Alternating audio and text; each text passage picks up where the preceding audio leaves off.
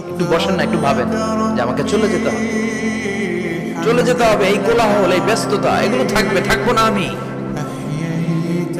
সাইয়েদনা ওমর ফারুক বলেছেন, মুতু ক্বাবলা আন তামুতু, মরার আগে একবার মরো। হাসিবু ক্বাবলা আন তুহাসাবু আলাইকুম, তোমার হিসাব নেওয়ার আগে তুমি একবার নিজের হিসাবটা করো না। কাগজ বের করে একটু লিখো না, কি কি ভালো কাজ করছিলা, যেগুলো দিয়ে নাজাতের ওসিলা হতে পারে, 1 2 3, আর কি কি আকাম কুকাম করছো দেখো না, লিখে দেখো তোমার অবস্থাটা কি। মরার আগে একবার মরো। মরার আগে খাটের মধ্যে শুয়ে শটান করে চোখ বন্ধ করে একবার মরার ভান করে দেখেন কেমন লাগে। চোখটা বন্ধ করেন আর ভাবেন আপনি নাই, কি কি হতে পারে ভাবেন।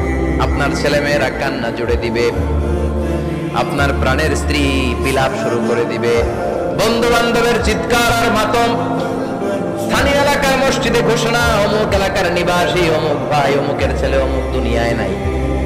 সব আত্মীয়রা চলে আসবে, ফেসবুকে স্ট্যাটাস দেয়া হবে, সবাই সবাইকে জানাবে বিকাল 4টায় অমুক হাই স্কুল ময়দানে আপনার জানাজা। ছুটে আসবে, সবাই ছুটে আসবে আপনাকে শেষ বিদায় দিতে, গুড বাই জানানোর জন্য, আল ওয়াদা, বিদায় জানাতে আসবে সবাই।